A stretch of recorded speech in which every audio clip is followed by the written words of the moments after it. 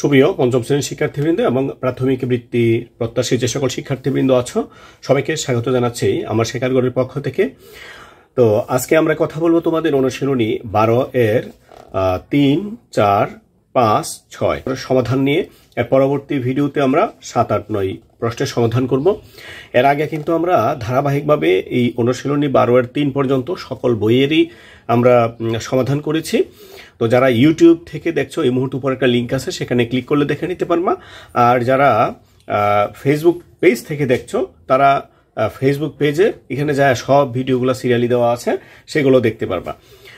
তো আজকে এখানে আমরা যেটা কথা বলবো সেটা 3 নম্বর। এখানে বলছে নিচের সালগুলো ফেব্রুয়ারি মাস কত দিনে ছিল। তো প্রিয় শিক্ষার্থী, ফেব্রুয়ারি মাস আমরা জানি 28 দিনে যায়, কিন্তু কখনো কখনো 29 দিনে যায়। সেটা 29 দিনে কেন যায় সেটা আমরা আগের যে ভিডিওগুলো অধিবর্ষর ভিডিওগুলো নিয়ে আমরা কথা বলেছিলাম এই অধিবর্ষের ভিডিওতে। তো সেখানে আমরা দেখেছিলাম যে ফেব্রুয়ারি মাস কত দিনে যায়। তো আমরা জানি অধিবর্ষ বা ইংরেজিতে লিপ ইয়ার বললে এই যে বছরটা, সেই বছরের ফেব্রুয়ারি মাস হচ্ছে যাবে 29 দিনে। তো আমরা বিগত যেভাবে শিখেছিলাম যে অধিবর্ষর যে ক্লাসটা, ওই ক্লাসে আমরা যেভাবে অধিবর্ষ শিখেছি, এখানে আমরা দেখব যে এই অধিবর্ষটা এখানে হচ্ছে কিনা। তো এখানে অধিবর্ষর নিয়মটা আমি একটু বলি। যে সালটাকে 4 দ্বারা ভাগ যাবে ওই সালের ফেব্রুয়ারি মাস যাবে 29 দিনে। এটা হচ্ছে অধিবর্ষ। আর এখানে যদি শূন্য থাকে, শেষে যদি 2টা শূন্য থাকে, ওই সালটাকে তখন 4 দিয়ে ভাগ করব না, ওই সালটাকে ভাগ করব আমরা 400 দিয়ে। যদি 2টা শূন্য থাকে, একক ও দশক স্থানে যদি শূন্য থাকে, ওটাকে আমরা 400 দ্বারা ভাগ করব। যদি ভাগ হয় তাহলে সেটা হবে অধিবর্ষ, আর যদি ভাগ না হয় তাহলে সেটা অধিবর্ষ না, সেটা সাধারণ যে বর্ষ আছে সেটা। তো এখানে প্রথমে আছে হচ্ছে কত 1200। আমরা 3 নম্বরের যে মধ্যে 1 আছে, এটা কত 1200 সাল। এই সালটাকে এখানে একক ও দশক স্থানে কি আছে, শূন্য আছে। যেহেতু শূন্য আছে আমরা এটাকে 400 দ্বারা ভাগ করব। তো 3 1 4 12 আর হচ্ছে 2 শূন্য, তাহলে এটা ভাগ গেছে। তাইলে এই ফেব্রুয়ারি, এই যে 1200 সাল, সেটা ফেব্রুয়ারি যাবে 29 দিনে, কারণ সেটা হচ্ছে একটা লিপ ইয়ার। তারপরে যেটা আছে 2 নম্বরে আছে হচ্ছে 1692 সাল। এটা ফেব্রুয়ারি মাস কত দিনে ছিল আমরা এটা বের করব। এটা যেহেতু একক ও দশক স্থানে অঙ্কদ্বয় মানে শূন্য নয়, তাহলে আমরা 4 দ্বারা ভাগ করব। 4 দ্বারা যদি আমরা ভাগ করি, 4 দ্বারা ভাগ করি, 4 4 হচ্ছে 16। আমরা 9 কেটে নিয়ে আসলাম, তাহলে 4 দুগুণে হচ্ছে 8, 1 2 কেটে নিয়ে আসলাম 2, 3 4 হচ্ছে 12। সেটাও অধিবর্ষ। তাহলে এই সালটাও 29 দিনে, মানে ফেব্রুয়ারি মাসটা 29 দিনে যাবে। আমরা এখন 3 নম্বর যেটা আছে, 3 নম্বরে আছে হচ্ছে 2010 সাল। এই 2010 সাল ফেব্রুয়ারি মাস কত দিনে ছিল আমরা বের করি। তাহলে এটা একক স্থানে শুধু শূন্য আছে, দশক স্থানে একটি সার্থক অঙ্ক রয়েছে, তাহলে আমাদেরকে 4 দ্বারা ভাগ করতে হবে। যদি আমরা 4 দ্বারা যদি আমরা ভাগ করি, 4 5 হচ্ছে 20। 1 কেটে নিয়ে আসলাম, আনার পর 1 বারও যাবে না, বড় হয়ে যাবে, আমরা 0 বার নিব। 4 0 0 1, 0 কেটে নিয়ে আসবো, 4 দ্বিগুণে হচ্ছে 8। তার মানে এটা অবশিষ্ট থাকে না, তার মানে এটা অধিবর্ষ না। তাহলে 2010 সালের ফেব্রুয়ারি মাস ছিল 28 দিনে, আমরা এটা বের করতে পারলাম। তো তারপরে যে সমস্যাটা রয়েছে, আমরা 4 নম্বর এই সমস্যাটি আমরা দেখব। 4 নম্বরে বলেছে 2016 সালটি অধিবর্ষ ছিল, কারণ 2016 এটা 4 দ্বারা বিভাজ্য হবে, এটা অধিবর্ষ ছিল। এটা 1 জানুয়ারি শুক্রবার হলে 31 ডিসেম্বর 2016 কি বার ছিল। তো এই যে একটা বিষয়, এই বিষয়টা সব সময় মনে রাখবা। যদি আমাদের এটা অধিবর্ষ হয়, তাহলে যেই বার দিয়ে শুরু হয় এই বার দিয়ে এর পরের বার দিয়ে শেষ হবে, ঠিক আছে? এর পরের বার দিয়ে শেষ হবে, কারণ এটা আমরা বিভিন্নভাবে আমরা বিশ্লেষণ করতে পারি। আমরা যদি এখানে অধিবর্ষ ছিল, আমরা একটু এখানে দেখি 4 নম্বর, তাই না? 4 নম্বর, এই অধিবর্ষে কত দিন ছিল? 366 দিন। আমাদের বার চেঞ্জ হয় কত দিন পর পর? 7 দিন পর পর। তাহলে আমরা যদি 7 দ্বারা ভাগ করি, তাহলে কত হবে? 5 7 হচ্ছে 35, 5 7 35। তো এখানে আমরা যদি করি, কত হবে? 6। তো এখানে কতবার যাবে? 7 দুগুণে হচ্ছে 14। তো এখন একটা বিষয় খেয়াল করো, আমি কি বলেছি, যে আমরা যখন ভাগ করব, হ্যাঁ, এই আমরা যখন ভাগ করব তাহলে এখানে যদি শূন্য থাকে তাহলে এই ঠিক ততটা বার চলে যাবে, ঠিক আছে, ততটা মানে এর আগের বারটা চলে যাবে। বিষয়টা একটু খেয়াল করো। তত সপ্তাহ হবে, তাহলে সপ্তাহ হলে কি শুক্রবার থেকে শুরু হয়েছে, বৃহস্পতিবারে শেষ। বুঝতে পেরেছো কথাটা? আমার কথাটা একটু বুঝো। আমাদের এখানে যেহেতু এটা 366 দিনে বছর অধিবর্ষ, তাহলে আমরা 7 দ্বারা ভাগ করলে 7 দিনের পরের দিন যায় বার চেঞ্জ হয়, 7 দিনের পরের দিন যায় বার চেঞ্জ হয়। হ্যাঁ, তাইলে এখানে এই 7 দিন, যেমন শনিবারে যদি আমরা ধরি, যদি আমরা এখানে কি ছিল, এটা শুক্রবার ছিল, তাই না?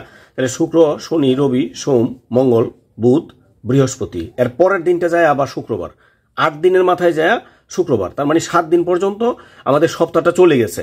তাহলে এই সপ্তাহটা চলে গেছে, 52 সপ্তাহ চলে গেছে, তারপরে 52 বার শুক্রবার গেছে, বৃহস্পতিবার গেছে। এটা শুক্রবার থেকে শুরু হয়ে বৃহস্পতিবার পর্যন্ত গেছে।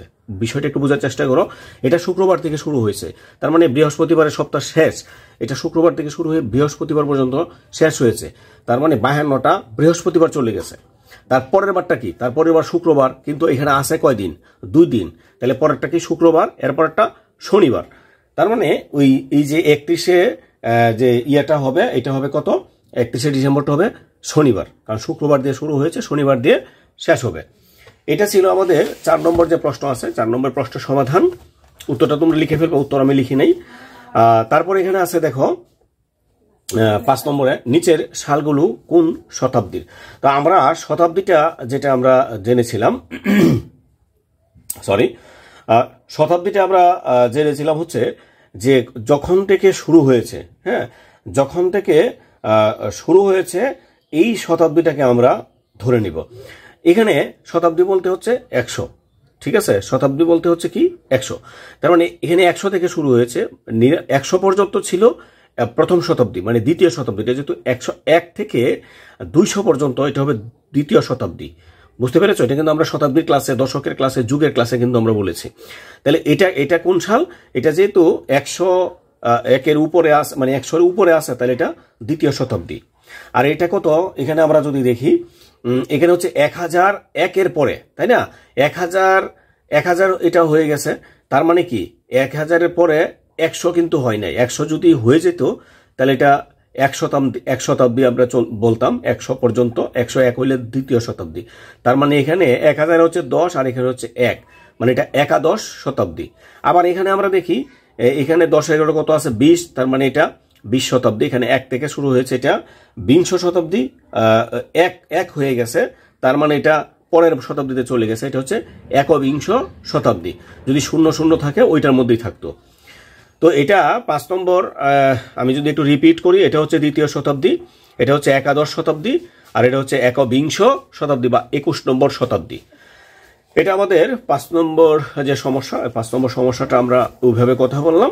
আমরা এখন 6 নম্বর সমস্যাটি নিয়ে কথা বলবো। এটা আমরা আগেও করেছি। 6 নম্বর বলছে এখানে, নিচের প্রশ্নগুলোর উত্তর দাও। এখন ধরি 1 মাস সমান হচ্ছে 30 দিন। তো এইখানে 10 বছরকে আমরা দিনে প্রকাশ করব। তো আমরা এরকম কিন্তু আগের ভিডিওগুলো প্রকাশ করেছি। তো এখানে আমরা কি বলেছি, যদি আমরা ছোটোর দিকে যাই তখন এক স্টেপ নামতে হবে। তার মানে বছরকে যদি দিনে প্রকাশ করি, তার মানে দিনের ছোটোর দিকে আসবে। তো বছরের প্রথম পরেরটা কি? মাস, তাহলে মাসে প্রকাশ করতে হবে। অথবা বছরকে আমরা দিনেও প্রকাশ করতে পারি। সেটা কিভাবে? সেটা আমরা হচ্ছে 365 দিন। না, এটা আমরা 365 দিনে যাব না, কারণ হচ্ছে এখানে আমাদেরকে মাস বলে দিয়েছে, আমাদেরকে মাস দিয়ে করতে হবে। তো আমরা এখন এটা যদি আমরা ইয়েতে প্রকাশ করি, আমরা দিনে প্রকাশ করি, তাহলে আমাদেরকে যেটা করতে হবে মাসের মাধ্যমে করতে হবে। ঠিক আছে? আমরা 5 নম্বরটা দেখছি। 5 নম্বরের মধ্যে হচ্ছে ক নম্বর আছে হচ্ছে 10 বছর। তাহলে 10 বছর আমাদেরকে কি করতে হবে? এটাকে আগে মাসে প্রকাশ, আমি ভুল করে ফেলেছি। 10 বছরকে আমরা আগে মাসে প্রকাশ করব। তার মানে আমরা জানি কি 12 মাসে 1 বছর। তাহলে এটা কত হলো? 120 মাস। তো আমাদেরকে বলে দিছে যে 1 মাস সমান তোমাদেরকে ধরতে হবে 30 দিন। তাহলে আমরা লিখব, এটাকে আমরা 30 দ্বারা গুণ করব, এত দিন। এবার যদি আমরা গুণ করি, 3 বারং হচ্ছে 36, আর এখানে 1 শূন্য, এখানে 1 শূন্য, 2 শূন্য। তার মানে এটা কত হলো? 3600 দিন। এটা হয়ে গেছে আমাদের ক নম্বর।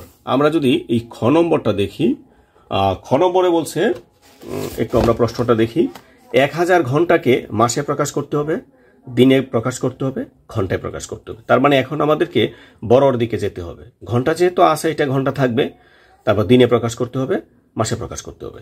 তো প্রিয় শিক্ষার্থী, আমরা একটু লিখে নিচ্ছি 1000 ঘন্টা। এই 1000 ঘন্টাকে আমরা যখন বড়র দিকে যাব তখন আমাদেরকে ভাগ করতে হবে। তাহলে কত দ্বারা ভাগ করব? প্রথমে আমাদেরকে 24 দ্বারা ভাগ করতে হবে, কারণ দিন বানাবো আমি। দিন থেকে তারপর আমরা মাসে চলে যাব। তো দিন দ্বারা যদি আমরা 24 দ্বারা ভাগ করলে দিন হয়ে যাবে। এখন আমাদের 4 24 হবে 96। 100 থেকে 96 চলে গেলে 4 আর হচ্ছে 0, এবার যাবে একবার 24, তাহলে কত হবে এখানে 6। এই যে নিচে যেটা থাকবে সেটা আমরা যত মানে আমরা কি করেছি, ঘন্টাকে প্রকাশ করেছি, তাই এটা আমরা এখন যেটা করব সেটা হচ্ছে, যেহেতু 30 দিনে মাস, আমরা 30 দ্বারা এটাকে ভাগ করব দিনটাকে, তখন আমরা মাসে প্রকাশ করতে পারবো। 30 একে 30, তাহলে এটা যদি আমরা বিয়োগ করি 11। আমরা কি দ্বারা ভাগ করেছি? 30 দ্বারা, তাহলে এটা হয়ে গেছে মাস। আর এটা কি ছিল? পূর্বেরটা কি ছিল? দিন। তাহলে এটা হয়ে গেছে দিন। তাহলে উত্তরটা কি হবে? 1 মাস 11 দিন 16 ঘন্টা। 1 মাস 11 দিন 16 ঘন্টা। তো প্রিয় শিক্ষার্থী, আমরা আজকে 3, 4, 5, 6 এগুলো নিয়ে আমরা কথা বললাম। তো আগামী যে পর্বটা আসবে সেটা আমরা কথা বলবো হচ্ছে পরের যেগুলো আছে ওইগুলো নিয়ে। তো আজকে এখানে বিদায় নিচ্ছি। সবাই ভালো থেকো। ধন্যবাদ সবাইকে।